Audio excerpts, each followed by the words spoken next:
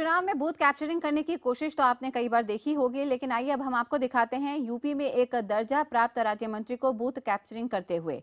ये हैं यूपी के दर्जा प्राप्त राज्य मंत्री तोताराम जी, और आपको हम दिखाते हैं कि किस तरह से यूपी में चल रहे पंचायत चुनाव के दौरान तोताराम एक बूथ में सरकारी कर्मचारियों और अफसरों की मौजूदगी में खुद ही सारे बैलेट पेपर पर मुहर लगा रहे हैं।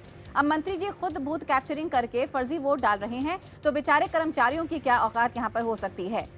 लेकिन एक ईमानदार पुलिस वाले ने जरूर अपने मोबाइल से मंत्री जी का वीडियो बनाया। ये तस्वीरें 13 अक्टूबर को यूपी में हुए पंचायत चुनाव के तीसरे चरण की हैं, जो अब मीडिया के सामने आ चुकी हैं। तोताराम खुद मैनपुरी से पंचायत चुनाव लड़ रहे हैं।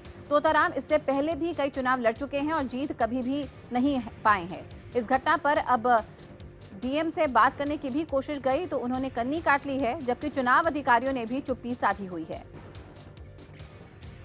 आइए सीधे रुख करते हैं हमारे सहयोगी शलभ मणि त्रिपाठी का। शलभ, सवाल सबसे बड़ा ये है कि ये वीडियो सामने आने के बाद और एक पुलिस वाले के मोबाइल में ये वीडियो कैद होने के बाद भी प्रशासन की तरफ से, सरकार की तरफ से कोई कार्रवाई नहीं। तो बिल्कुल आप समझ सकते हैं कि उत्तर प्रदेश में कानून व्यवस्था का क्या हाल है कि जब एक मंत्री खुद पहुंचकर बूथ कैप्चरिंग कर रहा है और अपने लिए ही सारे वोट डाले हैं।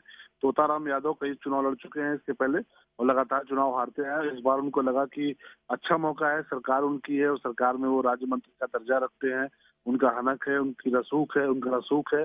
और यही वजह है कि जब 13 तारीख को वोट पड़ रहे थे। मैं वापस आती हूँ। इस बीच हमारे साथ उत्तर प्रदेश के बीजेपी अध्यक्ष लक्ष्मीकांत वाजपेयी जुड़ गए हैं। लक्ष्मीकांत जी, इस घटना के ऊपर क्या कहेंगे आप? कुल मिलाकर मुझे तो इतना कहना है कि उत्तर प्रदेश सरकार का एक एक सच जनता के सामने आ रहा, सरकार बेनकाब हो रही है। इस सरकार का ना तो न्याय से कोई मतलब है, ना नैतिकता से कोई मतलब है, ना कानून से कोई मतलब है। लेकिन इस प्रकार की घटनाएं आयोग के लिए भी एक आईना है।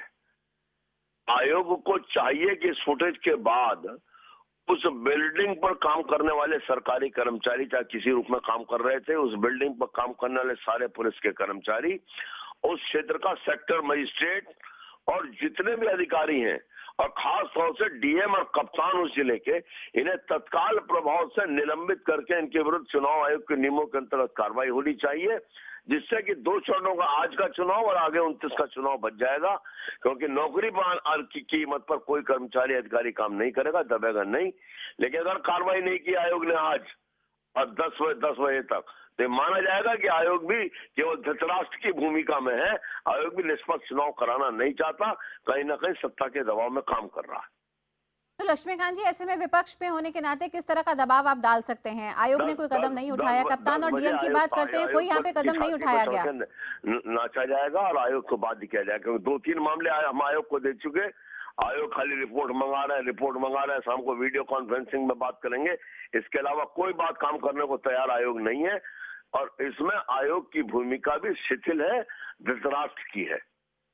जी शुक्रिया आपका बहुत बहुत लक्ष्मीकांत जी हमारे साथ जुड़ने के लिए। तो उत्तर प्रदेश के यहाँ पे हम आपको पंचायत चुनाव की ये तस्वीरें दिखा रहे हैं, जहाँ पे आपने देखा कि किस तरह से खुद राज्य मंत्री का दर्जा प्राप्त यहाँ पे तोताराम अब बैलेट पेपर पर खुद ही यहाँ पर ठप्पा लगाते हुए देखे जा रहे हैं। बूथ कैप्चरिंग का ये वीडियो आपके सामने।